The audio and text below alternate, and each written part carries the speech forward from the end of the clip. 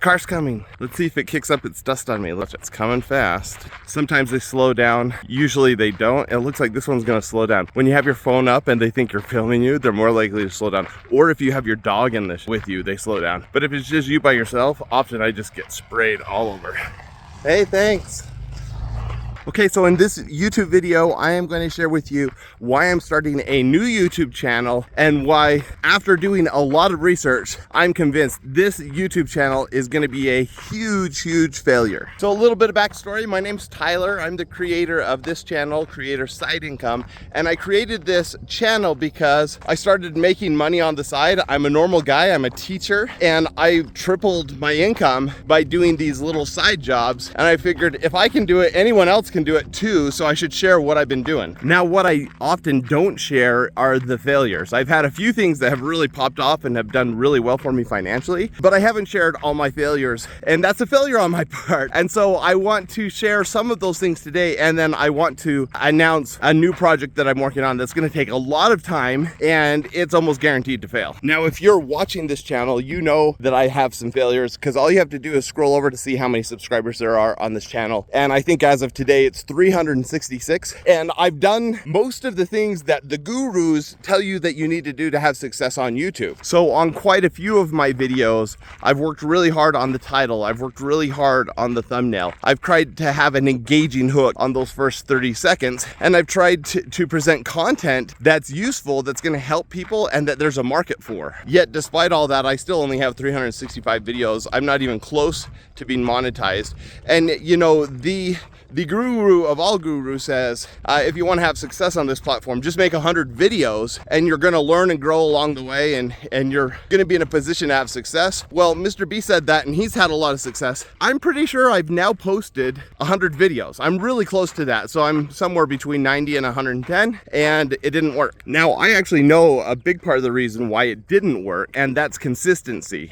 While I've posted a lot of videos, I'm posting this video after a 2-week break, and I don't have a set day. I have experimented with daily posts, with Monday, Wednesday, Friday, with Tuesday, Thursday, with just Friday only. I think it's hard to test those things when you don't have a big audience, because you really just don't collect enough data. And so that's where I'm at right now. That said, I'm not going to abandon this channel, because I do feel like I'm helping other people. I do get comments, and I engage with those comments, and we have back and forth, and I have a lot of people reach out to me off platform to talk about things, and I've been a guest on other podcasts and other YouTube channels, and I feel like the things that I'm sharing are really helpful. But they're helpful for a small niche, a relatively small niche, and that's totally my fault. If I wanted this YouTube channel to blow up, I would need to target really beginner newbies. Like, I could make a video how to get started with the Amazon influencer program. I could have something clickbaity that's also true, which is like how I made $100,000 in a few hours a week in my basement, you know, or something like that. And that's absolutely true. I've made $100,000 from the Amazon influencer program. But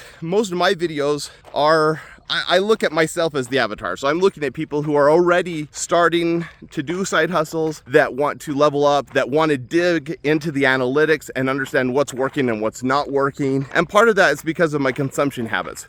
I listen to a lot of podcasts. I listen to a lot of YouTube channels. I'm on Facebook groups and Reddit groups. And I'm looking at the questions that I have. How can I grow? How can I make more money? And that influences the kind of videos that I make. But people like Builderpreneur, Can I, Ruben, Chavez, they all get it, because their best videos are those intro videos, or the videos that are like free course and it walks you through everything. Now, part of the reason I haven't done those videos is they're a ton of work. There's a lot more editing involved in those. There's a lot more doing things that aren't personally meaningful right now. Like, I've already done that process, like myself personally. And so to create a video on it, I have to go back and make a video just for the sake of making video. It's not something that I'm engaged in right now. So that's part of my problem. So that's way too much backstory, but I wanted you to know where I'm coming from. So what am I going to do now, and why am I doing that? I'm going to create a new YouTube channel, and I've researched the market, and it's very small. In my niche, the largest YouTube channel that I could find that even exists is like 35,000 subscribers. The next biggest YouTube channel that exists is like 6,000 subscribers. And after that, I don't know if there's a single channel that has more than 3,000 subscribers. So my ceiling is like down in the mud. Like there's just no ceiling for this channel. So why do it? Well, because I can. The truth is, I've had dozens of failed ventures in the past, and most of the time those ventures were in the goal was to make money. Now I'm making money. I'm making really good high six-figure money, and it's because I kept my day job and I'm really good at it. I work overtime and I'm compensated fairly for that overtime. And then I have side hustles, and a few of them have really hit. When we think about money, I think a lot of people have the same goals that I have. I want to be able to take care of myself and my family. I want to be able to give generously, and I don't want to worry about living paycheck to paycheck. Well, at this point, I have some pretty solid financial security. I have investments that are making me money every day, and I'm adding to those investments consistently. That's where most of my money goes, is on income producing assets. I have more than enough in like my buffer accounts that I don't have to worry about bills or living paycheck to paycheck. If something breaks, I get it fixed. And we even have a little bit of extra where we can spend money doing things as a family that we want to do, making improvements to our home and to our lifestyle that we want to make. We're still pretty frugal. I still do all my clothes shopping at the thrift store. I still look for deals on eBay. We still, if we're making a purchase that costs $20 or more, me and my wife discuss it first. Like, that's just my mindset. And I recognize that some of that mindset comes from poverty, that both my wife and myself grew up with very little money, at least relative to our communities. And as a result, like, I'm cheap. I don't like to pay. If there's a free version, I don't like to pay for the full version. If I can go without something, I do.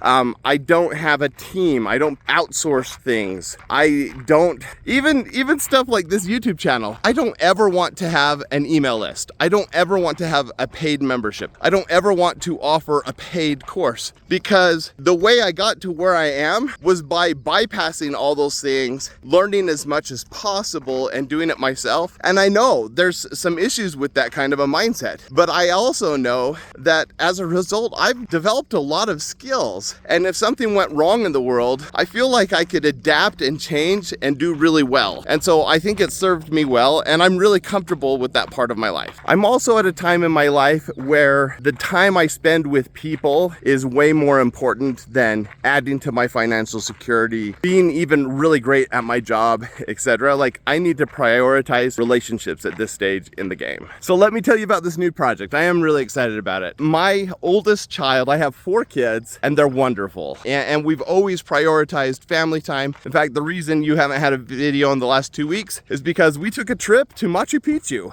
and it was incredible. But the best part of the trip wasn't the sightseeing. It was preparing for the trip with the kids, doing things in anticipation of the trip, and then spending time with each other on the trip. And I'll make other videos for that. I might put one on this channel. I know I'm gonna definitely put one on one of my other channels, but the trip was fantastic. Well, my oldest child, Eli, he's 18. He just graduated from high school. He is awesome. He's one of my best friends. He's one of my heroes too. He's just an incredible person. Well, he decided that after graduating high school, so he's gonna go down to Mexico for 2 years, donate, community service, teach people about God as a missionary. And he saved up for that. He's paying for it himself. And that's just a really cool thing for an 18-year-old to do, to say, hey, I have enough money where I could become this great business owner or entrepreneur, but instead I'm gonna donate 2 years of my life and thousands of dollars to help other people. So I think that's cool. When he gets back, he has a full ride scholarship, and that's good. And I think part of the reason, and maybe I'll do another episode about this sometime, is he had to get a full ride scholarship because he's known from day one that his parents weren't gonna bail him out in college. As an adult, we want him to be independent, and our job has always been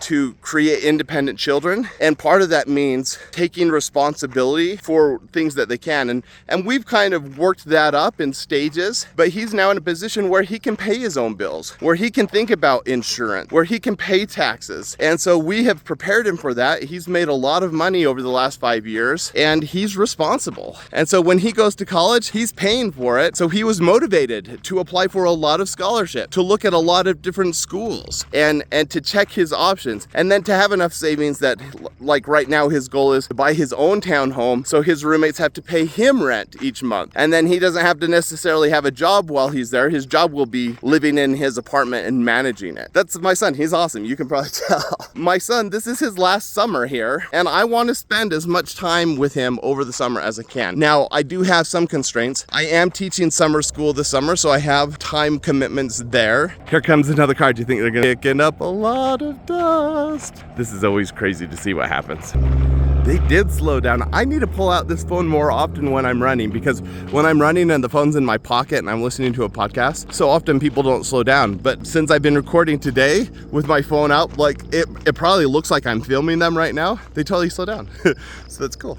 What was I talking about? What you talking about, Willis? Okay, so I wanted to spend time with my son, and I've been thinking about that for a while, and I thought, what is something I could do over the summer with my son that would be fun? And I thought it'd be fun to create a YouTube channel, but we've tried that in the past. He restored a 1967 Ford Mustang. He bought it himself and then rebuilt it and sold it, made a lot of money. And we documented that process, but he just wasn't involved at all, and I hated editing the videos because I'm not into cars, and it wasn't interesting to me. So I thought maybe we could do a different kind of channel of something that we're both interested in, or at least that I'm interested in, and we could work on that over the summer because I love creating content. I also have found that I love having a record of things, and so a video like this for me is almost like a journal. And so yeah, it's not going to be successful because it's mostly for me, and there's not a huge interest in some random dude's lives and recording the things that are working and not working in his life. I get that, but that doesn't mean that I can't at least record the videos. I don't necessarily have to publish them, but for me, having that record is therapeutic and it can be really helpful. So one thing that I got into about a year ago was I revisited my childhood, and I loved collecting baseball cards when I was a kid. I wasn't even really good at baseball or any other sport, but I loved collecting the cards. I spent my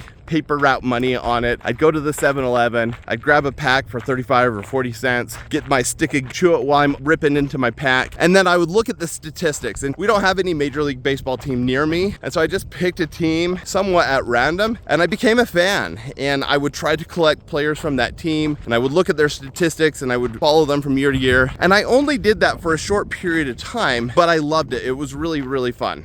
Now, as an adult, I've actually gone back to that. I was a sports writer for a number of years. I dug into the statistics. I followed players. So I did this at a professional level and made money doing it. And that was really, really cool. But it started to take too much time. And so I stepped away from that a couple years ago. Well, this last year, I stepped back into the sports world just because I opened up an old pack of baseball cards. And it was so nostalgic and so fun. And I enjoyed it so much that I wanted to do more of it. And I started inviting my son to open packs of cards with me, and he enjoyed it. And he doesn't even know how to play baseball. He doesn't know the rules, but it was just fun being with dad, doing something that dad was geeking out on, and then just talking. And my son's a talker, and so it was just this really fun bonding thing that we did. Well, as we opened more and more packs, we started getting an idea for this YouTube channel, and we're gonna launch it, or at least we're gonna film for it this summer. The truth is, in the opening baseball card niche on YouTube and TikTok and everything else, there just aren't a lot of people who make these kind of videos, and there's even less people who watch them. The biggest channel I could find is called Chasing Cardboard, and that channel is awesome.